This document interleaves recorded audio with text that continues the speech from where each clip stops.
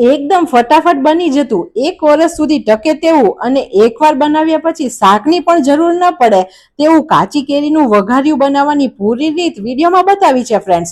તો ચોક્કસ ઘરે ટ્રાય કરજો અને વિડીયો પસંદ આવે તો લાઈક આપી રૂપલ્સ ટેસ્ટી ટિપ્સને સબસ્ક્રાઇબ જરૂર કરજો. Happy cooking, enjoy eating. સૌથી પહેલા 500 ગ્રામ જેટલી રાજાપુરી કેરી લીધી છે. આના સિવાય તમે તોતાપુરી કેરીમાંથી પણ વઘારિયું બનાવી શકો છો, પણ રાજાપુરી કેરીમાંથી સરસ પલ્પ અને ટુકડા મળે છે. બીજું કે બહુ ખાટી કેરીનો ઉપયોગ નહીં કરવાનો, દેશી કેરીમાં નહીં વાપરવાની, નહીં તો ગોળ બહુ વધારે પ્રમાણમાં જોઈએ અને ખટાશ બહુ લાગે. હવે કેરી ઉપર આવી રીતે બહુ બધો રસો ને ચીકણું ચીકણું હોય છે, તો આપણે તેને સરખું ધોઈ લેવાનું.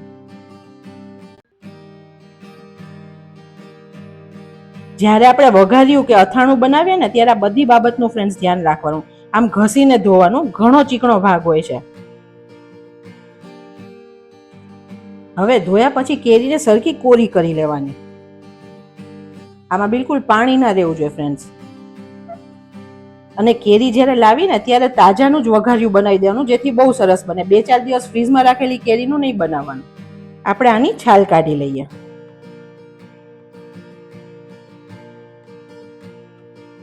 કેરીને આપણે ટુકડા કરીએ.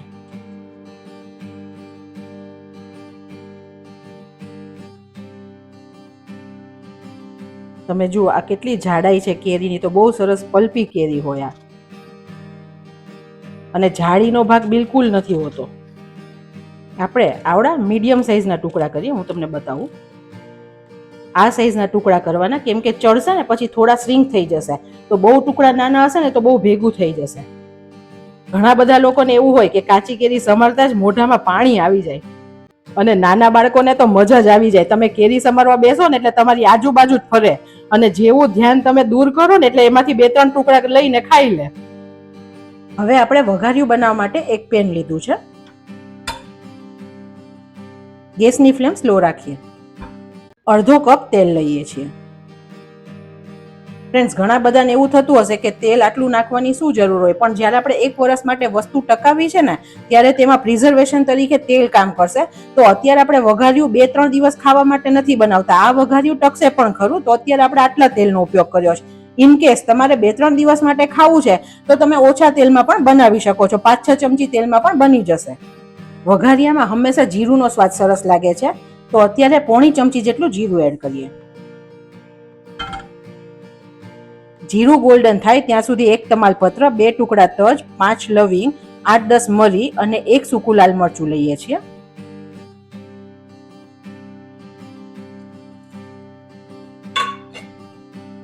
મરચાના આપણે 2 ટુકડા કરી દઈએ. આ ખડા મસાલાનો સ્વાદ આ વઘારિયામાં બહુ સરસ લાગે છે. ગેસની ફ્લેમ સ્લો રાખવાની, જેથી મસાલા બળી ના જાય. હવે જીરું ગોલ્ડન થઈ ગયું છે, પછી આપણે 1/4 ચમચી જેટલી હિંગ એડ કરીએ છીએ. આમાં હિંગનો સ્વાદ સરસ લાગે છે. અને 1/4 ચમચી જેટલી હળદર એડ કરીએ.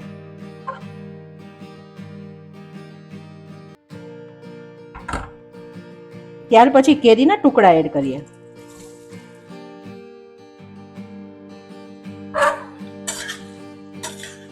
સરસ મિક્સ કરી દઈએ.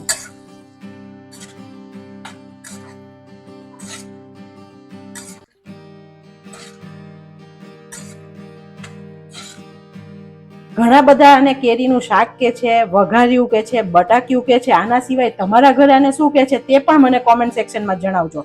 અને તમે કયા સિટીઝમાંથી મારા વિડીયો જોવો છો તે પણ મને ચોક્કસ જણાવજો. અત્યારે મેં સિંગ તેલનો ઉપયોગ કર્યો છે. વઘારિયામાં હંમેશા સિંગ તેલનો સ્વાદ સરસ લાગે છે. અડધી ચમચી મીઠું એડ કરીએ.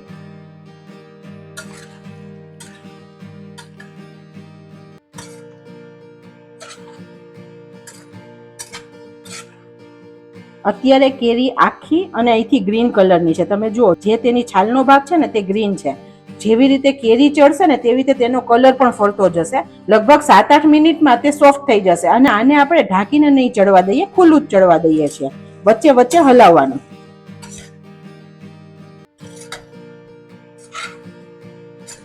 કેરીનું જે મોઇસ્ચર હશે ને તેમાં જ સરસ ચડી જશે તે. ઘણા બધા લોકો એવું કરે કે કેરી પહેલા બાફી લે અને પછી બનાવે, તો તેવું કરીએ ને એમાં કેરી થોડી ફીકી થઈ જાય છે ને, બહુ પલ્પી થઈ જાય છે, તેનો રસો સરસ નથી રહેતો. એટલે આવી રીતે કરશું તો એકદમ મસ્ત બનશે. દર 2-3 મિનિટે વચ્ચે હલાવી લેવાનું.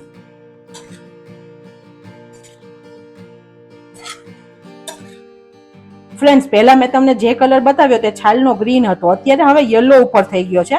તો હવે કેરી ચડે છે. હજુ આપણે બીજી 2 થી 3 મિનિટ આને ચડવા દઈએ. હવે કેરી ચડી છે કે નહીં તે ચેક કરવા માટે કેરીને લઈ અને આવી રીતે ચપ્પુથી કાપવાની. જો હજુ કડક છે અને અંદર વ્હાઈટ છે. તમને હું બતાવું, આ અંદરનો જે ભાગ છે ને તે સોફ્ટ નથી થયો, તો હજુ થવા દેવાની છે. ઉપરથી કલર ફરી ગયો તો પણ અંદર હજી ચડી નથી. રસોઈમાં ફ્રેન્ડ્સ આપણે આ જ ટ્રાન્ઝિશન જોવાનું છે કે ચડે છે ક્યારે વસ્તુ. કેમ કે બધાના ગેસની ફ્લેમ અલગ હોય, વાસણની જાડાઈ અલગ હોય, તો આપણે હંમેશા ટેક્સચર જોવાનું.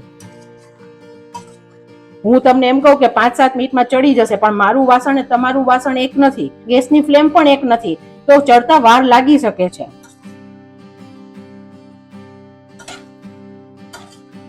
હવે ફરીથી ચેક કરીએ. તમે જુઓ હવે ઘણી બધી સોફ્ટ થઈ ગઈ છે કેરી છે ને, અંદરથી ઘણી બધી સોફ્ટ થઈ છે. હજુ 1 મિનિટ થવા દઈએ. લગભગ 5-6 મિનિટમાં થઈ જ જશે ફ્રેન્ડ્સ. તમે જુઓ થોડા મોટા ટુકડા કર્યા હતા ને તો એકદમ ગળી નથી ગયા. અને ઇનકેસ ગળી જાય ને ફ્રેન્ડ્સ તો ચિંતા નહીં કરવાની, ટેસ્ટ એકદમ બેસ્ટ જ બનશે. તમે જો બધો ગ્રીન કલર હતો ને તે હવે યલોઈશ થઈ ગયો છે કેરીનો. એકદમ આસાનીથી કપાય છે. હવે જેટલી કેરી હોય ને તેટલો ગોળ લેવાનો. અત્યારે મારી 500 ગ્રામ કેરી હતી તો મેં 500 ગ્રામ ગોળ લીધો છે અને થોડો ઝીણો સમારી લીધો છે, જેથી જલ્દી મિક્સ થઈ જાય. હમણાં ગોળનો સરસ રસો થઈ જશે.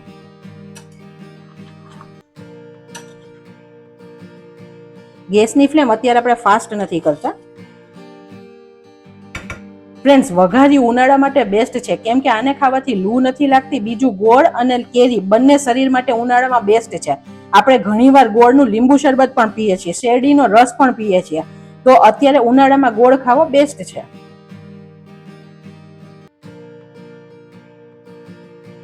ફ્રેન્ડ્સ, આપણને એમ થાય કે ગુજરાતી ઘરમાં આટલા બધા પ્રકારના અથાણા કેમ બનાવતા હશે લોકો? દર વર્ષે ઉનાળામાં બહુ જ સિઝનના અથાણા બને. તેનું કારણ એવું હતું કે કોઈ પણ સિઝનમાં અમુક શાક નથી આવતા, તો બાળકો કેવું હોય કે અમુક શાક જ ખાતા હોય. તો જ્યારે આવી રીતે અથાણા અલગ અલગ પ્રકારના કરેલા હશે ને તો તે રોટલી, થેપલા, પૂરી, પરોઠાની સાથે ખાઈ લેશે અને તેને ખવડાવવાનો પ્રોબ્લેમ પણ આપણને નહીં પડે. એટલા માટે આટલા બધા અથાણા ઘરે બનાવવામાં આવતા હતા. અને આ બધા અથાણામાં જે વપરાય છે ને તે બધી વસ્તુ શરીર માટે બેસ્ટ છે. એટલા માટે અથાણા ખાવા અમુક પ્રમાણમાં જરૂરી પણ છે. અત્યારે તમે જુઓ કોઈ બબલ્સ નથી થતા, આમાં ખાલી પાણી જેવો રસો છે. જેમ વઘાર્યું બનતું જશે ને તેમ કેરી ટ્રાન્સપરન્ટ જેલી જેવી થતી જશે. ફ્રેન્ડ્સ, આને બટાક્યું કેમ કહેવાય ને તે મને નથી ખબર, તો તમે ચોક્કસ જો તમને ખબર હોય ને તો કોમેન્ટ સેક્શનમાં જણાવજો પણ ખરા, જેથી મને પણ નોલેજ મળશે.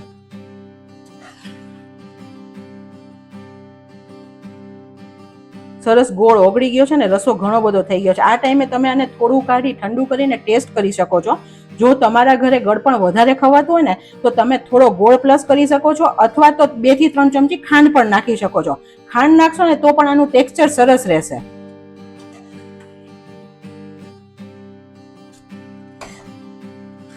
અત્યારે જુઓ કોઈ વધારે બબલ્સ નથી, રસો જ દેખાઈ રહ્યો છે. હમણાં થોડી વાર થશે ને પછી બબલ્સ થશે, એટલે લગભગ 3 થી 4 મિનિટ જ આપણે ગોળને થવા દેવાનો છે. હવે તમે જુઓ આખા પાણીમાં બબલ્સ થવા લાગ્યા છે, અને તમે આમ ચમચાથી જોશો ને તો હવે રસો થીક છે. પહેલા જે પાણી જેવો હતો ને તેવો રસો નથી. આ જુઓ હવે થીક રસો પડે છે. આનાથી વધારે થીક પણ નહીં કરવાનું, કેમ કે હજી આ ઠંડુ થશે ને તેમ ગોળને લીધે જામશે અને પછી બહુ ઘટ થઈ જશે. થોડું રસેદાર હોય ને તો વઘાર્યું ભાવે. તો રસો તમને જેવો પસંદ હોય ને તેવો તમારે રાખવાનો, પણ અત્યારે આ પરફેક્ટ છે. થોડી વાર પછી તે ઘટ થઈ જ જશે. ગેસની ફ્લેમ આપણે બંધ કરીએ. પહેલા હજુ આમાં મસાલા નાખવાના બાકી છે ફ્રેન્ડ્સ. આપણે હંમેશા લાલ મરચું ગેસ બંધ કરી સહેજ ઠંડુ થાય 1-2 મિનિટ પછી નાખવાનું, નહીં તો મરચું કાળું પડી જશે. 1-2 મિનિટ પછી આપણે લાલ મરચું એડ કરીએ. અત્યારે મેં 1 ચમચી કાશ્મીરી લાલ મરચું લીધું છે. તીખાશ તમે તમારી રીતે લઈ શકો છો. 1 ચમચી ધાણા જીરું એડ કરું છું અને વઘારી અને એકદમ સરસ સ્વાદ દેવા માટે 1 ચમચી મેથીઓ મસાલો એડ કરીએ છીએ.